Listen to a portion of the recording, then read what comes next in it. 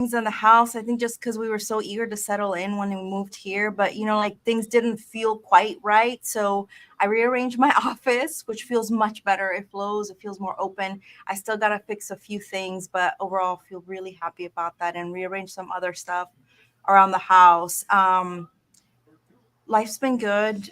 Just kind of getting adjusted to a new schedule. They put my husband in a whole new job, which is a good thing, but it's also a new adjustment to a lot more demand. So we feel like we've moved again. So, but we are here and Hmm. we are just thankful to be here in beautiful Hawaii. And yeah, that's kind of the gist of Are those new frames? I don't think I've seen the pink ones before. see, they are. Ta-da! I love it. Okay, what about you, Maddie? What's going on in your world? I feel like I haven't seen you guys in forever. It's been a couple of weeks, so a lot of things going on. But basically, we had to like move one boy out of an apartment, then move the other one back into school, and so thankfully everybody is like all the pieces are back into place at least for 1 year. So like that's kind of how I feel. Okay, this year we're good, so we just got to make it to the end of the year. Yeah, everybody's well. My daughter is doing okay. Baby is beautiful. She is about to be 6 months already. I can't believe it. But she's eating food, so it's like nice, like whipping stuff up for her and kind of see how she likes it. And of course, she'll make a face, but then she'll keep opening her mouth. So it's wonderful. She eats a lot. She's moving. She's trying to crawl right now. So it's funny because she'll get like in crawling position, and then she'll put her legs straight, but then she doesn't know how to straighten her arms to kind of pull herself up. So it's just the butt in the air, and then she puts her head on the floor, and then she tries to push, but you can't move if your head is on the floor. So, and she gets frustrated, and then she flips over, and then until she wants to try it again. So it is, yeah, So yeah, she's gorgeous. She smiles at everything. You say hi, and she smiles. So she's a happy baby. Work has been crazy. Like they have me working out of another office for the past, I've been there for 2 months, and I have to stay there for another month and a half. So it's in another city. So it's not too far from home, but there is travel. So I am facing traffic now in the mornings, which I didn't before. So that's a little bit different. And then of course it's hard because people don't know me, like in that area. You walk in there, and every time you go to a new location, they're like, "Oh, so you're new here?" So it's like, kind of. So it's, a lot of that to getting adjusted. And then now finally, when people are getting kind of used to seeing your face in there, it's like, oops, I'm leaving next week, So it's one of those. But, hanging in there, helping however I can, and just trying to keep moving forward. Also, another thing that I've been doing things for myself. I know, Viviana, you've been big about talking about doing little things for yourself. So the first thing, I changed my hairstyle. I cut my hair, so I did a big chop. So it's really short and it's curly, ¿verdad? I haven't had it curly yet, but yes, I figure it's gonna be like a little fro when it's curly. So yeah. It's gonna look nice. it So looks super I'm cute. gonna be cutting mine soon too. I am. I already thought about it. Ooh. yeah, so I just, I was like, okay, I need something different. So I went and I, chopped my hair. I don't know. I think for girls, it's every time you talk about change, it's like, okay, the first thing we think about is our hair. So, Yeah. Yeah. so I did that. But what I wanted to share is that, again, going through a lot of things in life, sometimes you can feel very overwhelmed. And I put myself in therapy, which I had not been in therapy since I was 17 years old. So it's been a long time, and it was like a big fight with myself because it's like I know I need this, but I don't want to, and it's like maybe I don't need it as much, but then maybe I do need it. So it was one of those things, and I did it, and I'm happy I did, and I feel much better about it now. So yeah. I think that's great, especially Mhm. because if you know that this is something that you desire to do, and I think it's good for maintenance, right? For Mhm. prevention of things to come up, and as you go through it, you're gonna see things that maybe it wasn't prevention; it was already there, and you've been needing the therapy. Mhm. And I think you go through phases of, like you look forward to meeting every week or every 2 weeks or whatever. And then sometimes you're like, you know what, like I don't need a session this week, like I'm good, and then you have the liberty to make those adjustments as you see fit. But I think it's great that you're doing that, Maddie, Mhm. because out of, if anything, for maintenance reasons, I Yeah. think it's good. Yeah. And Maddie, thank you so much for sharing that too. I completely agree with Viviana. I think it's so healthy to be able to do that and to just, I think it helps you get a fresh perspective on things sometimes that we might not notice that we're doing. And it helps kind of raise your awareness of, oh, okay, this is a habit that I can do these things to kind of help me get out of it. So I think on the hindsight, you'll look back 6 months from now, you'll see those changes that it's going to help you. And it's also going to be validating. They're like, oh, okay, this is okay that I'm feeling like this. So I love that you shared that with us and our audience.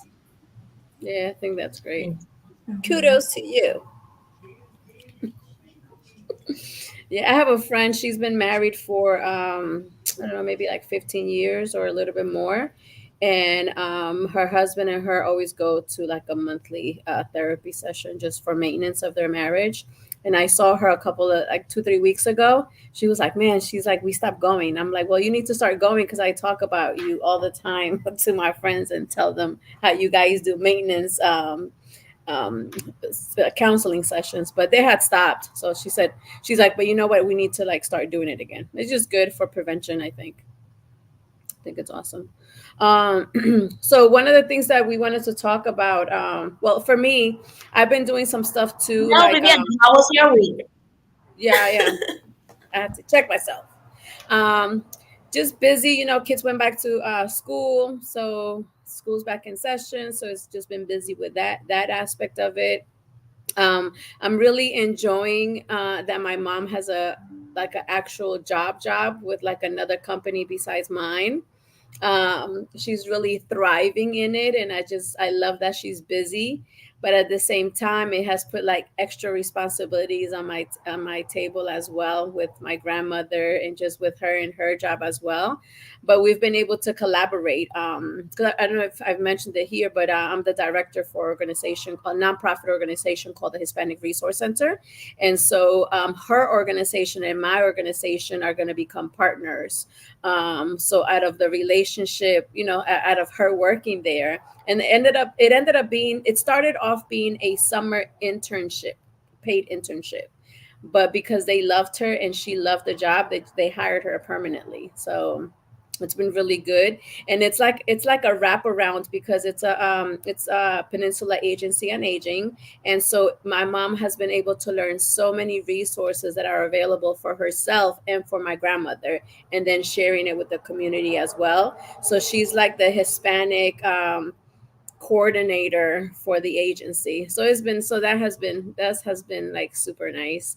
Um but my children are doing good. I actually just left a basketball event for my youngest son. So we live really close to Boo Williams. So Boo Williams is like big time in basketball. Just high school competition. They have these regional games and stuff like that. So people from other states come here to compete. Like, that's how big it is. I remember a couple of years ago when they put the Boo Williams complex, they started to build a lot of hotels in the area, because whenever there's tournaments at Boo Williams, people come from everywhere. So people have to stay in hotels. So it's pretty big. And so my son got invited. It was like an invite only kind of workout. And he's, with other eighth graders. And I would say he's like one of the top five for sure. So that was exciting. Yeah. So I'm like, we're going to the NBA. So we'll see. In eighth grade. That is so awesome. Yeah, I didn't realize I was on mute. yeah. And then my oldest son, he's just, living his best life. He'll be 20 soon. And he's great. He's been doing a good job so far in reference to, just staying out of trouble, doing what he's supposed to be doing financially, relationships, family relationships, and romantic relationships. So it's been great so far. In reference to me, I've been doing a little bit better in reference to just being more health conscious. And sometimes it's the little things, Maddie, right? Like 2 weeks ago, 3 weeks ago, I went to New Jersey for some stuff that I have going on in a house over there. So I had a lot of free time. So my sons and I went to a really nice mall there. So I got me some new makeup. And so it wasn't an expected thing to do, but I was able to get some just kind of like refresh my makeup stuff. So that was something that I kind of did for me. And I don't wear makeup on a daily basis, but when I do put it on, I love it. Like it just gives me that fresh look. And then I bought me a little bit of blush, as you can see, so that's what I added to my personal this month. I love it. It looks like natural, like you have that natural blush, like the sun-kissed one. Te quedó bien bonito. Yep. So that's what I've been working on. But last week, when you guys left me alone to do the show by myself, we talked about our just touching bases with our goals, because we only have 4 months left to 2024, and then it'll be 2025. So we talked about all of that. So the only missing piece, Maddie, was the financial goals. So I just wanted you to talk a little bit about that, because then we'll move on to another topic. But I wanted you to talk a little bit about, we're here. There's only 4 months left. How can we play catch up maybe a little bit, or how can we adjust things? So I think, what we usually don't do is a temperature check, just like you're asking us to do right now. So I think that's kind of like the start, because we're really good about at the beginning of the year setting goals, and this is what I'm going to do, and this is what I'm going to do, and I do this and I do that, but then we don't check on ourselves. We don't check on our progress. We don't check to see what's working and what's not, because sometimes you kind of put a goal for yourself and you say, I can afford $100 a month to put in a savings account, but then you may be going through a phase where $100 may be too much, and you might need to lower that amount. So we need to kind of be able to be flexible with ourselves, give ourselves grace, and be able to make those adjustments. And at the same token, okay, I'm doing 100, I think I could do 150, do that too. So I think it's always nice to have that temperature check at least once or twice a year, so that we can make the necessary adjustments when it comes to savings. Same thing when it comes to paying down debt. So again, sit down with the goals that you set, and then kind of check them to make sure that to see what's working and what's not, and what changes you need to make. That's the best thing that I can say. I know things happen, life happens, and sometimes, there's things that you don't anticipate will happen. And if they happen, what do you do and how do you handle them? And we have to know that, because the thing is, sometimes, we say ourselves, I'm going to do a budget and I'm going to try to stick to my budget. But, there's certain things that you might not budget for that arise, and you're like, oh, there goes my budget. It just threw off my budget. So it's kind of, a budget is just a guideline. Your plans, your goals, they're just guidelines, so nothing in life is going to be set in stone, and we have to learn to be able to kind of adjust. So the best thing that I could say is, kind of try to, I say the same thing with my clients all the time. Everybody that goes into the bank, I tell people all the time, whenever we call somebody on the phone, every year, at least once a year, get in the habit of calling the bank and kind of checking, making sure, or if somebody from the bank calls you, can you check my accounts and make sure I'm still in the right accounts? Is everything the way that it's supposed to be working? Do you guys have anything new, anything that has changed, anything else that I can take advantage of? And especially if you've been with your bank for a very long time. So I mean, it could work both ways if you've been with the bank for a very long time, because sometimes we get used to, we get comfortable with what we have, with what we do. And if there's one thing that is certain, is that everything is constantly changing. So rules and regulations and laws and everything is constantly changing, and we need to educate ourselves, because you may have an account that you've had for 10 years, and they might have something else that's new, that's better, or that's more appropriate for what your needs may be. So but if you don't know, you don't know. So again, we have to educate ourselves, ask questions. What's new? Sometimes people are like, like, I mean, it surprises me whenever I get a client that wants to know, that is asking me questions. But it's my job that if I have somebody in front of me, be like, okay, you have an old account, this is the new account, this is how they're the same, this is how they're different. Do you think this one works better or this one? So that is always important. So check on yourselves. Again, your debt, same thing. Check how much you owe. Focus. I think we talked about focusing on the best way to pay down debt, or one of the strategies out there to pay down your debt is to concentrate in your smallest bill, pay that off so that you can go to the next one, and so on and so forth, and you can focus on those. That's a great way of doing it, not only because you pay it and you can concentrate on the next one, take that payment that you were doing on the little one and double it up and put it on the next bill, but also because I think as human beings, when we accomplish something, we are proud, and it kind of pushes you to do more. So if you pay down one, you're like, yes, I did it, I paid one down, so let me focus on the next one. It kind of gives you more motivation to focus on the next one. So temperature check on your finances, check on your debt, see if the strategy that you currently have is working, and make the necessary adjustments. How often should we do the temperature check? I would probably say it depends on what your goals are. If you have short-term goals and long-term goals. So we're talking about, when we started talking about this today, we were talking about like the goals that we set for the year. So those are your short-term goals. So I will probably say for anything, like if you give yourself a year, check at least twice. At least twice. And especially when you're feeling overwhelmed, because I think sometimes when we feel overwhelmed, we just tend to ignore everything and we lose focus. So maybe, when you feel overwhelmed, kind of go over your stuff and be like, okay, is this really working for me, or it's not?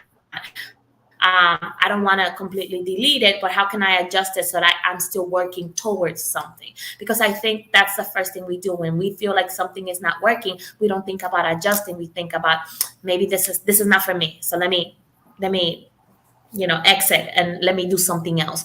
No, let me adjust it and let me see if it will work in another way. So don't give up on yourself, kind of, just refocus is what I would say. Thank you for that good advice. I hopefully I can speak without being interrupted by the sneeze that I can't get out. But I love what you said, Maddie, about the temperature check. I think just because naming something makes it more memorable to me, so that way I can keep track. I think recently too, where I can see the temperature check being really helpful is knowing when you have big expenses coming up. So for me, like in terms of business side, summer, was it last month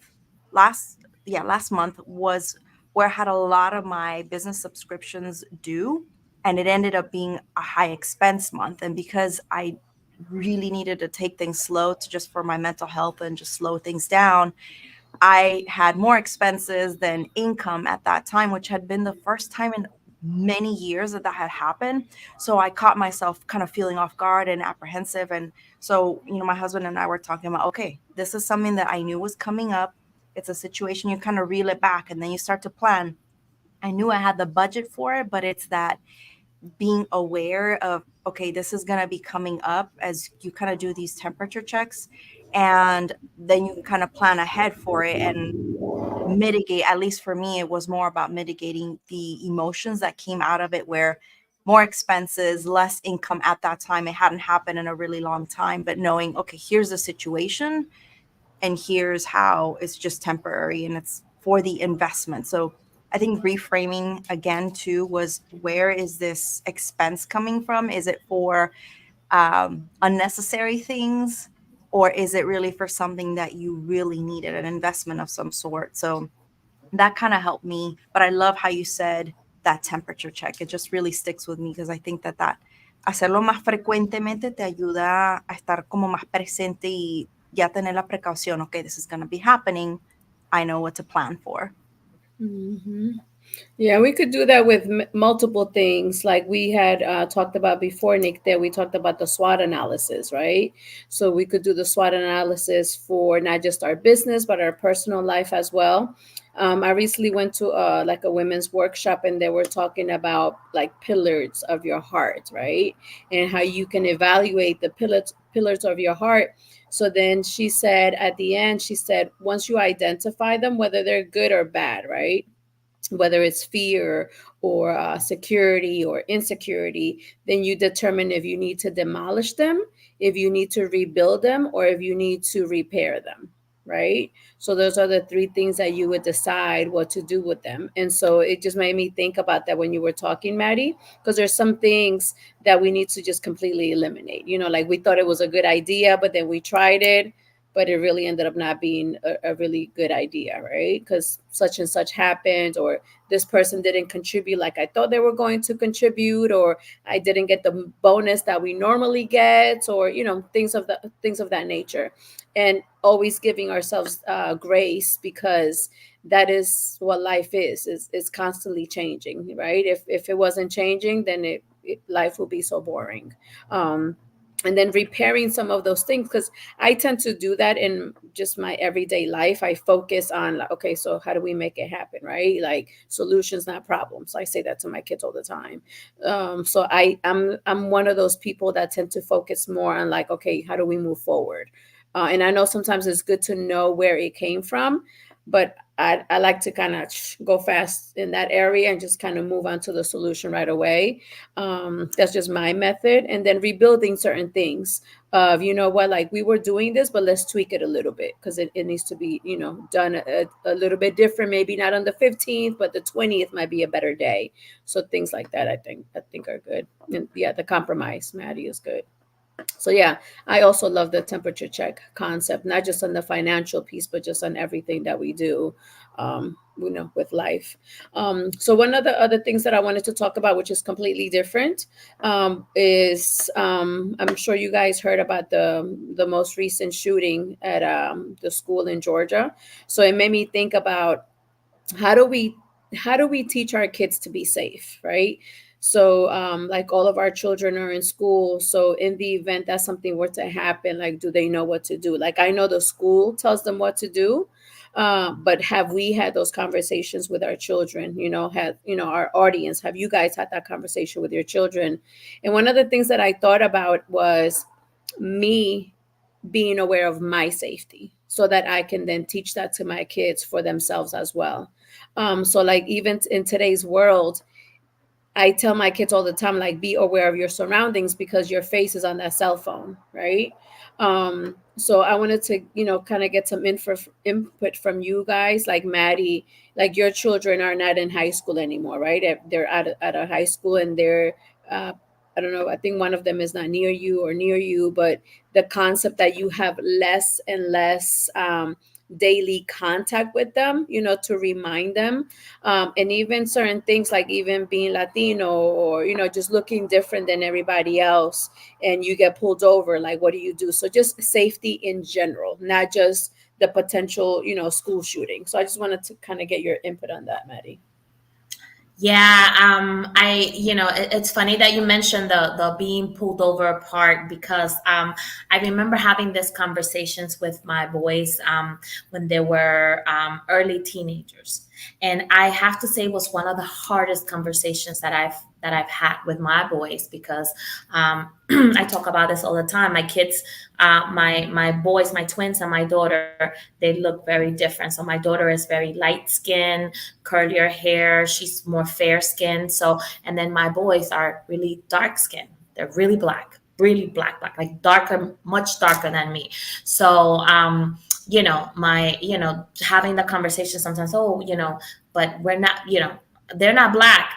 They are, because the cop is not going to ask, oh, you're black Hispanic, or you're black, period. So having the conversation that because you look this way, this may happen, and this is what you have to do. So it was very hard, having that conversation, but I still do.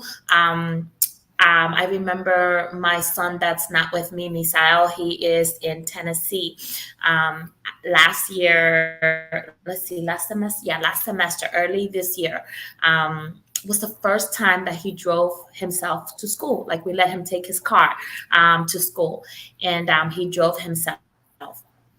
And I remember him calling me, and he was almost crying. And I'm like, "What's going on? Are you okay?" And he told me that he got stopped by the police, that he got stopped for speeding, and so he experienced that. And I'm like, "But what happened?" He's like, "Oh, I was just listening to music, and I didn't notice, and blah blah blah." So yeah, so he experienced that. Thankfully, it was nothing traumatic. I think he was just more scared of telling us that he broke the rules, that he wasn't paying attention and he was speeding. Like, I think that was more of it than what the actual interaction.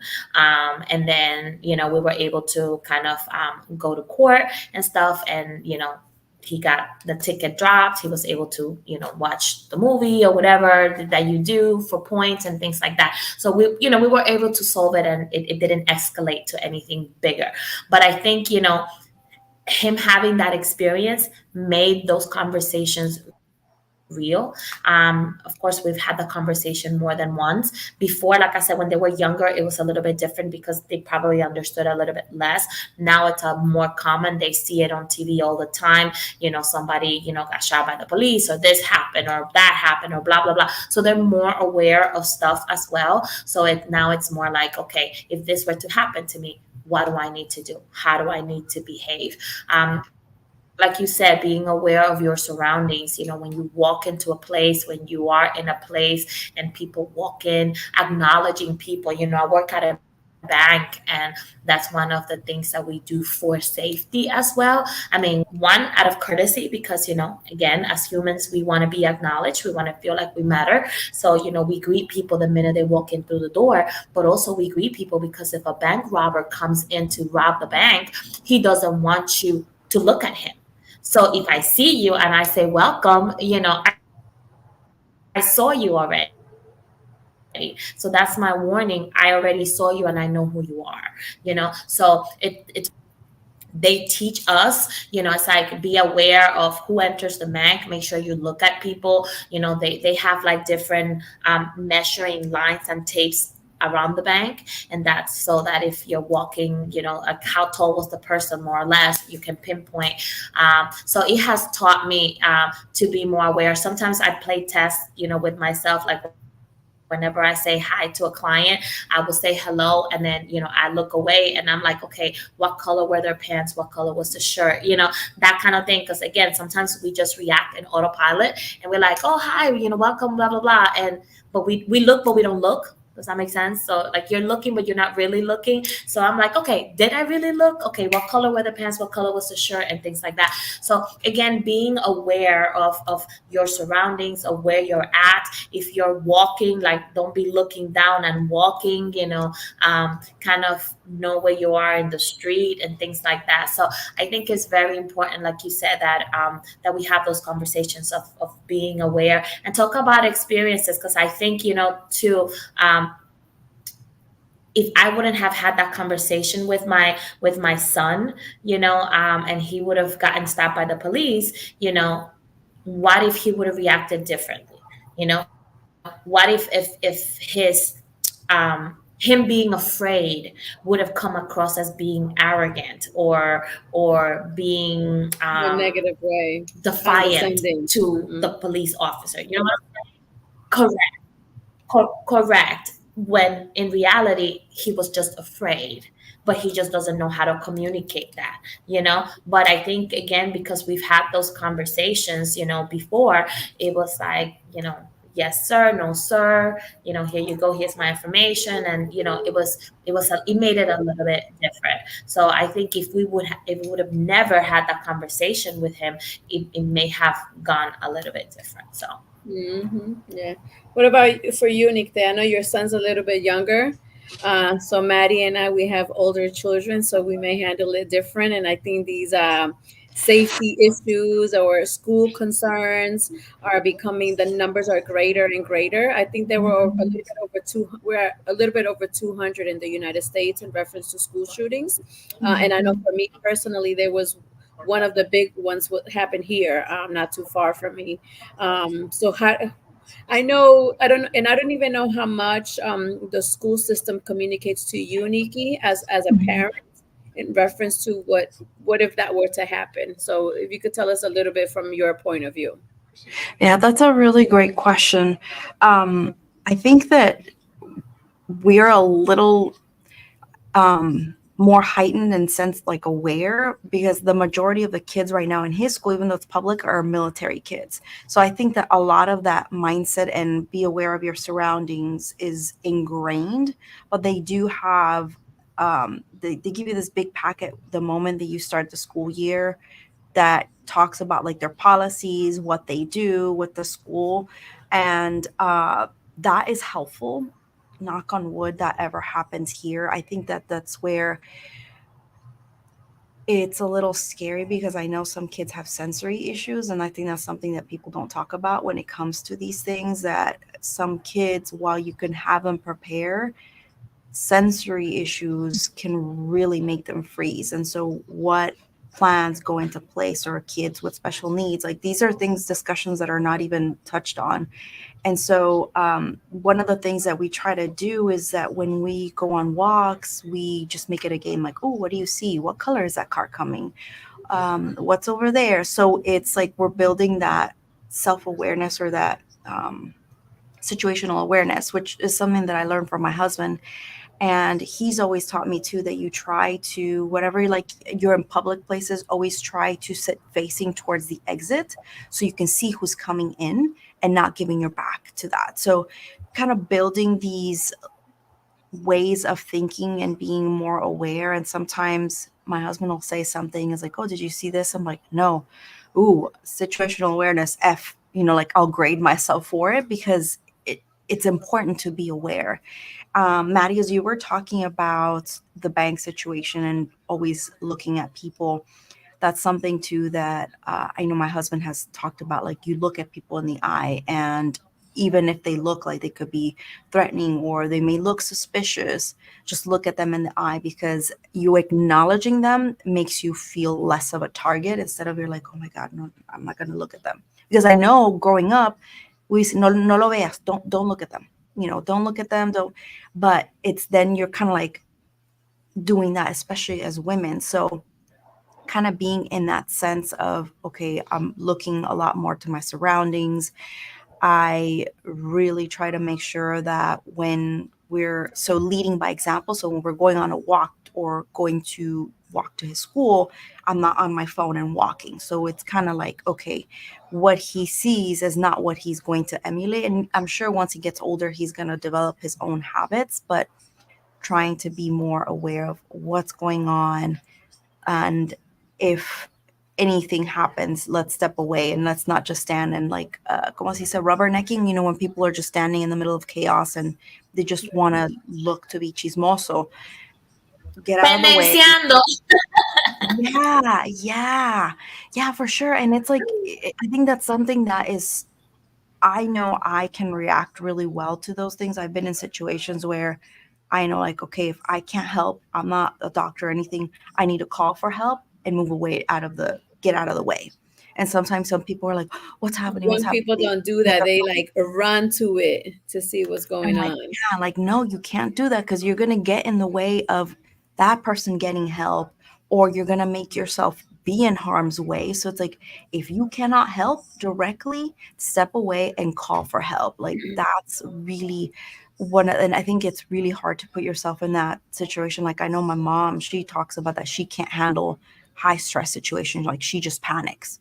So I think that that's one of the things that you have to learn to be self aware, or even for your kids, if they have those moments, find ways to help them find their calm in those high chaos situations. So I think with little kids, because that's where we're at, it's challenging and it's scary to give them that guidance that you guys can give them, like with older kids, porque ya tienen, like, they can kind of calm themselves a little bit. Granted, if that ever happens, I think in any age you're still gonna, it's a big shock, right? But I think having more of those level-headed conversations is a little easier as they get older.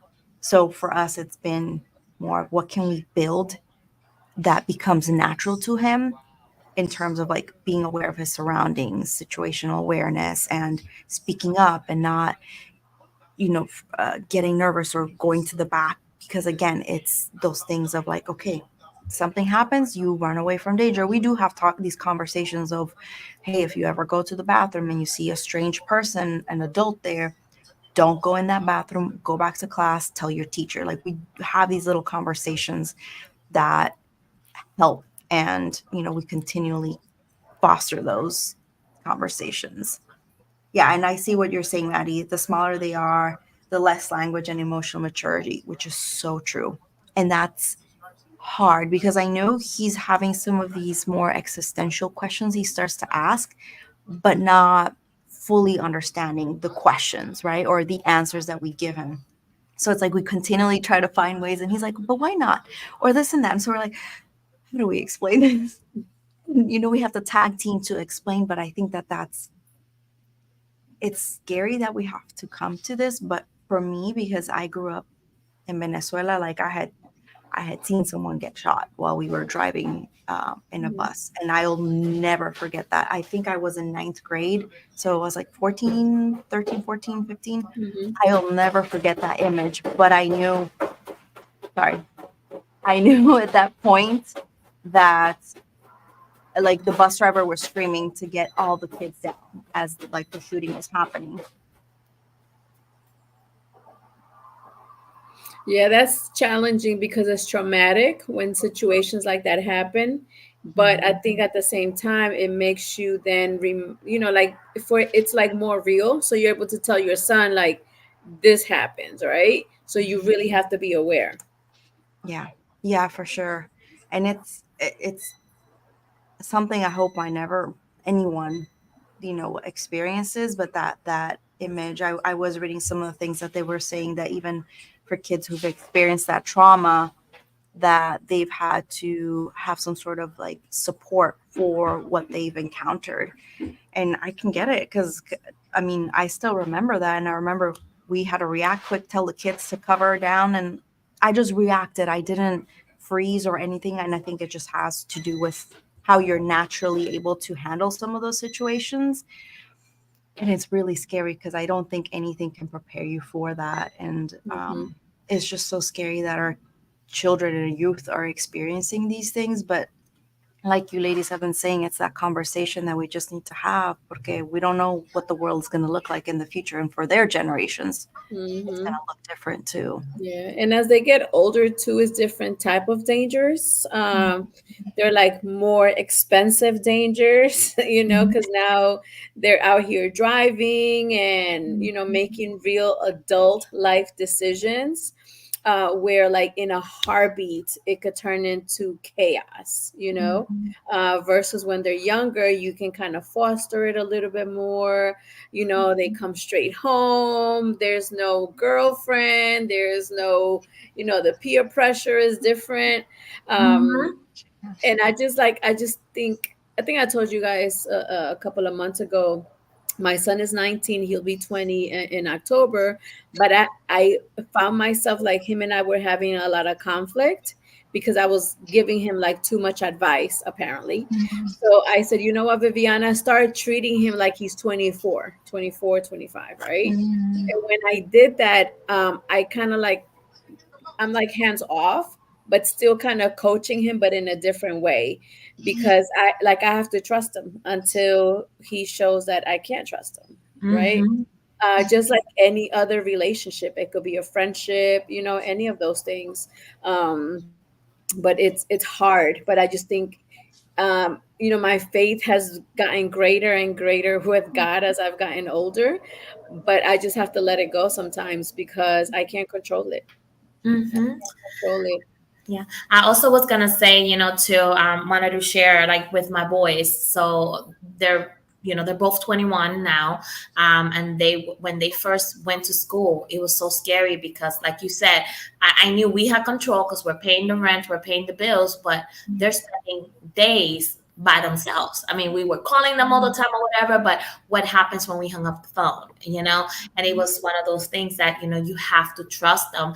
And, of course, you know how it is. Like now, 2 years later, all these stories are coming out and we get to hear, what like really happened and how they handle certain situations. And I do have to say, that I'm proud of them, for because they were together, they were able to kind of make decisions as as a team. So like, for example, they will go to their get-togethers and parties with because they play baseball, so their hangout was the baseball team. So, and you have kids of different ages, so you had from your 25-year-olds, and you had them hanging out with their 18-year-olds, and they would go to these parties. So turns out that they went to a party and they got there, and then they were drinking beer, and one I of the could sorry to interrupt you, but I could just imagine them like if something was happening in the party and they probably looked at each other and they thought about like what would our parents say, or mom the will kill me. upbringing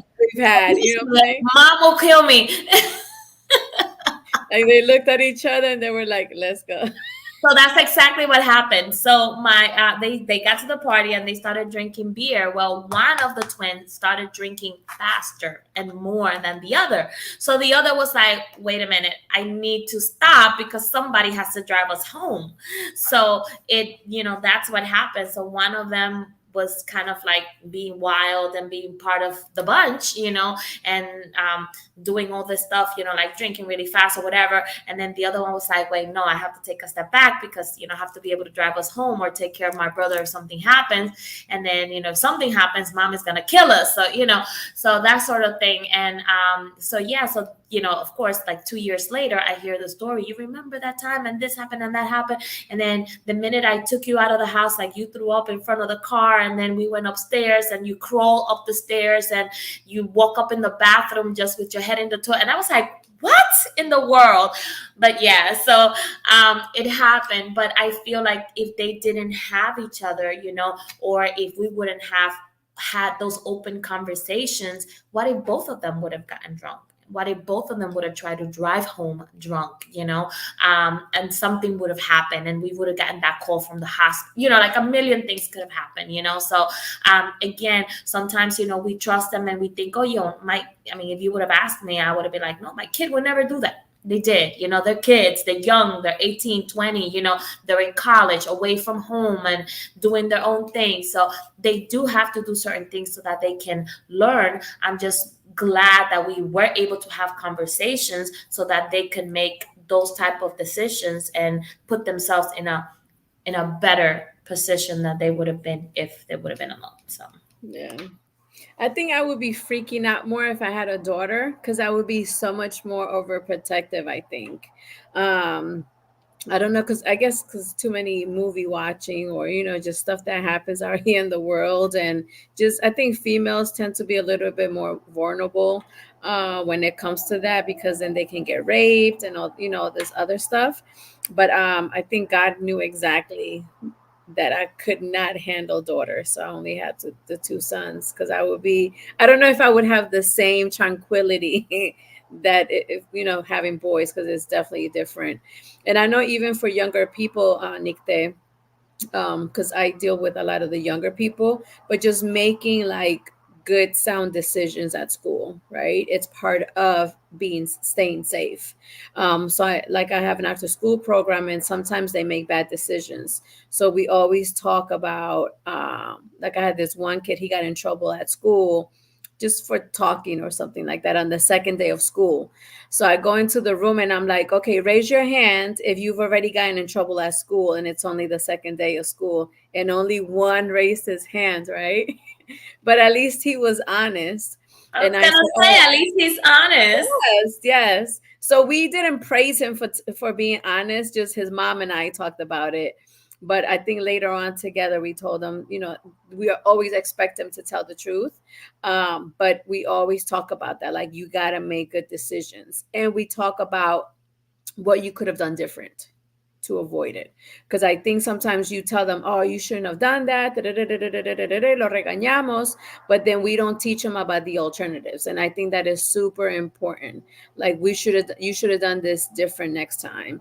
And I think too, children love to see us make mistakes. And I think that's a good moment to teach as well. Like, Dad, like I'm not exempt from making mistakes, and I should have done this different. Like I've gotten a lot of speeding tickets, right? When I was younger, because then I learned to use cruise control, and then like my wallet was like, hurting. But my son got a speeding ticket. I think it was last year, and so he really learned his lesson. And his dad was like really upset, but I was like, tell me, like, don't forget about the speeding tickets you've had, when you were younger, because I think sometimes we get lost in how old, what it was like to be 18 and 19 and 20. And I think as parents sometimes we fail our children in that capacity, and it makes them not come to us with situations that they have. So I'm always like, and their dad laughs at me because every time something happens, I'm like, yeah, remember you did this when you were 20, And then he's like, you have, what is it? Oh, he tells me you have like a memory of an elephant. Like you remember what you want to remember. But yeah, I think that's important to just let them know that we're humans just like them, and that safety issue could happen anywhere. Like I know it could happen in a parking lot. Making sure things are lit when you go out at nighttime. And my biggest thing is that cell phone, because they're walking. Like I don't allow my kids from my job, like as soon as I see that, even if I see a kid outside, I'm like, you can't walk and be on your phone at the same time, right? And I make it a joke because I'm like, if you bump into something, like I'm gonna laugh at you, right? But it's really like a safety issue, because they're like that whole bank scenario you told us. Like youth today would fail the test every single time because they're not paying attention.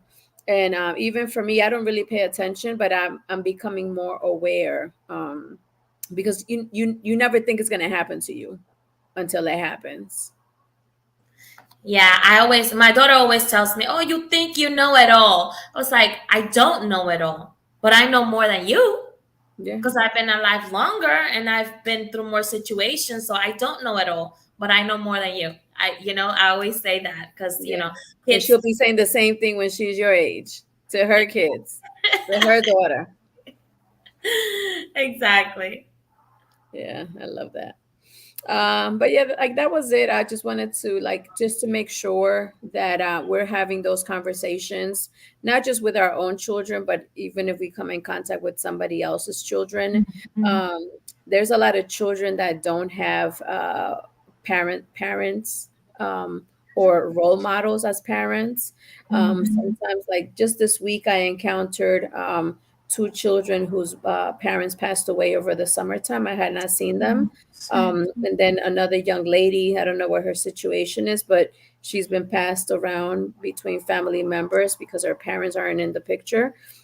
So sometimes children like that need additional guidance. Um, Mhm. just to say, hey, I can call Nikte, if I have a situation, or Maddie, because I think they don't have, they really shut down, and Mhm. they keep that stuff. They internalize everything, and then next thing you know, they're harming themselves or they're harming somebody else physically or emotionally. Same. Because we always talk about how, give yourself some grace, and it happens at all ages. There's a lot of Mhm. insecurities happening that's created by the adults that are doing this to the children. And Mhm. like they don't even realize the consequences of the type of youth these young people are going to become as adults. It's sad sometimes. Mhm. Some people are doing a great job, but some of it is horrible.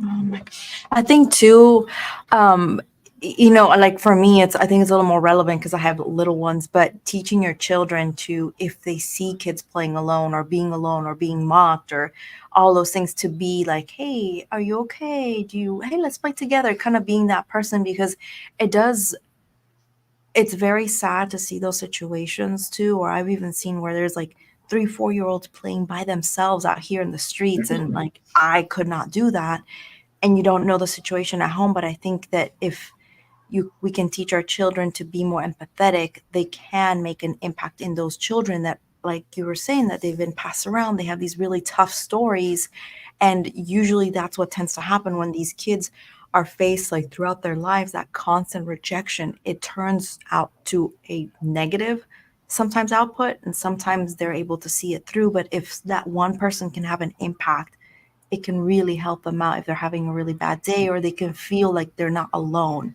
Just having that support. Hey, are you alone? Are you okay?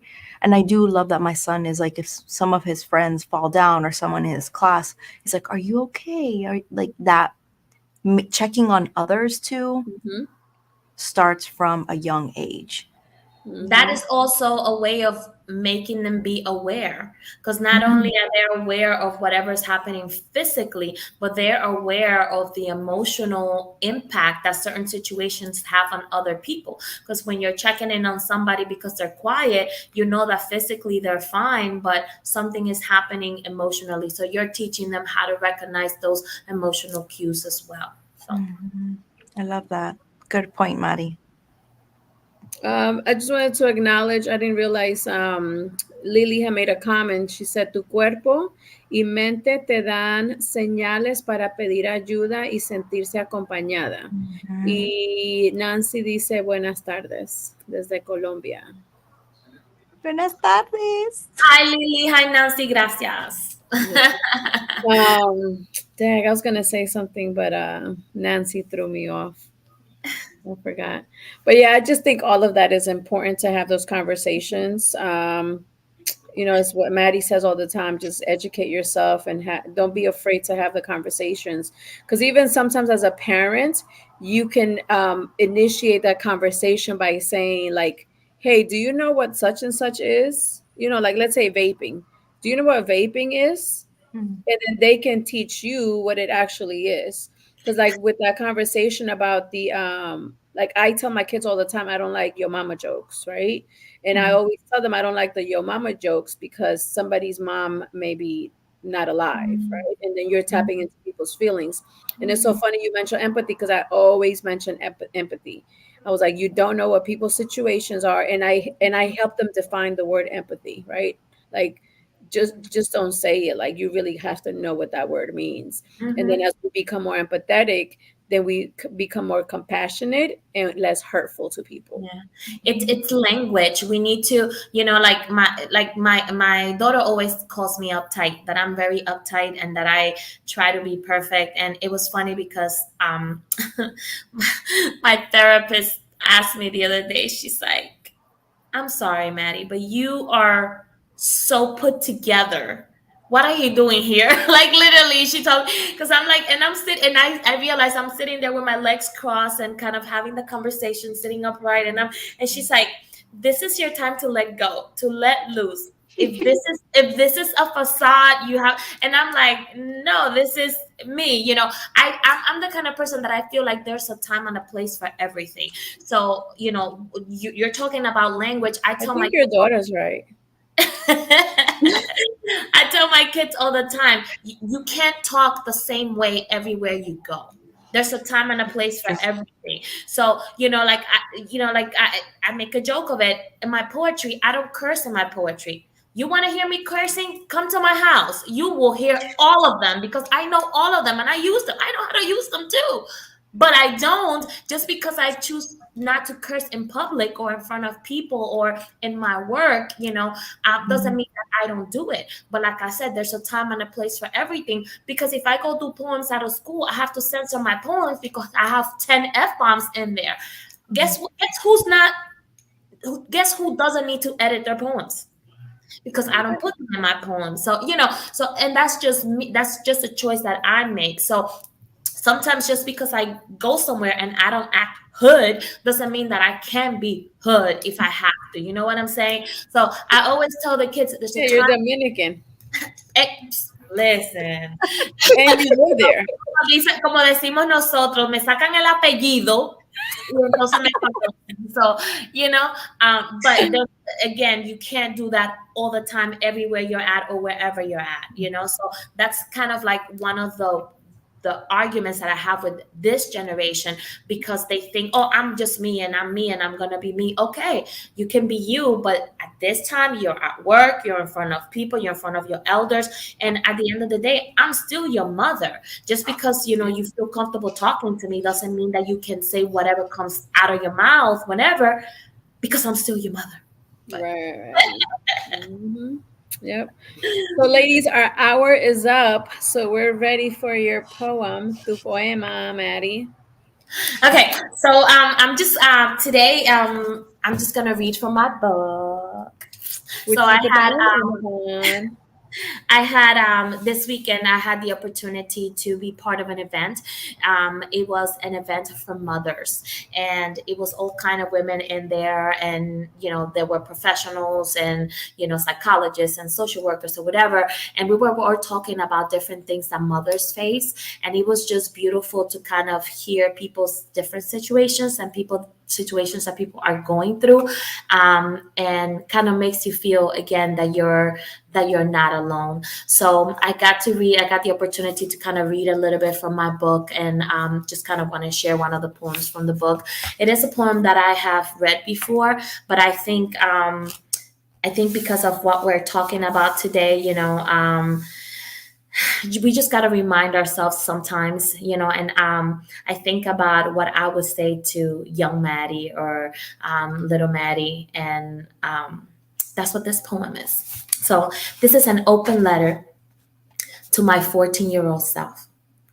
I would like to start by saying I'm sorry. I'm sorry I did not write to you sooner, that I didn't find the courage to unmask the fake behind your smile, expose the sadness underneath your teenage discrepancies, or at least mitigate the pain that at this very moment suffocates the spirit that surrounds you. Breathe. Life is like a racetrack in which negative and positive will always compete, sometimes collide. And when one is getting ready to win, the other will surprise you. There will be highs and there will be lows, big accomplishments and low blows that will want to make you abandon all that you have known. But when you have cried, that one last tear, so you thought, you will discover what it feels like to hurt. You will try to carve the pain of your flesh, creating openings in the hopes that you can bleed it away. But instead, your scars will serve as a reminder of your strength, of all you had to endure and never want to go through again. You will punish yourself. Equate the hunger in your heart with the need to physically starve. In moments of desperation, pile massive amounts of food on top of the feelings and the shame you're always trying to hide, filling you up inside. It will all come out, and yes, it will hurt. Not everyone will like you, but the worst pain will come from hating yourself. Looking in the mirror will trigger words that feel more like bullets you aim at your head. You will want to die, but instead, let it hurt. You will be surrounded by doubt, but you will do all the things you always wanted to do. Things that don't get done by people with bodies that look like you, but you will conquer the hurt. You will create life. Your little ones will look up to you for guidance, and while teaching them, you will learn. Yes, you will learn that every masterpiece starts out as a rough draft. that the Creator has molded you with his very own hands as his vision of perfect, because you are and you will be perfect. Not in the sense that there will be no imperfections, but that you will learn that everything that makes you different is what sets you apart from the rest. You will change your outer appearance over and over again in the hopes of a rebirth, until you learn that changing the wrapper on a package does not change the content inside. Inside will be the only constant in your life, and regardless of what you look like, how you feel about yourself will determine the size of the beautiful smile that makes you shine. You will learn to smile even when you cry. I'm sorry that I didn't reach out to you sooner, but I want you to know that you will be beautiful because you have been beautiful all along. Thank you, Maddie. That's good. You should read that poem to your daughter today. Yeah, that is Or- beautiful. And what? That was thank you. beautiful. hmm Thank you. But I hope you ladies have an amazing week. Do something special for yourself. It doesn't have to be expensive. It doesn't have to even be a purchase. Just give yourself some attention in some capacity. Thank you, Mark, for everything that you do. Mark is our producer. He's what makes everything happen, the sound, the view, the everything. So thank you, Mark. And we'll look forward to seeing you guys next Sunday at 4:00. Ciao. Gracias. Ciao, mujeres. Ciao, Nan. If you're watching this with your friends, you'll probably make a joke. Because you know what you feel on the inside isn't what you want people to know. If you have to pretend to be happy, find someone you trust and tell them.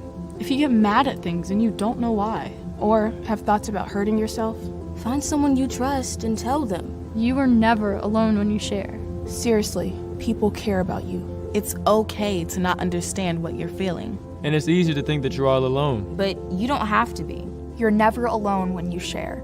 Don't be ashamed to tell someone you trust what you're feeling. You're not alone. You are not alone. Find someone you trust and tell them. Tell a parent. Tell a teacher. Tell a brother or sister. Or just tell a friend. You haven't done anything wrong. Talk to someone. Talk to someone. It's how things get better.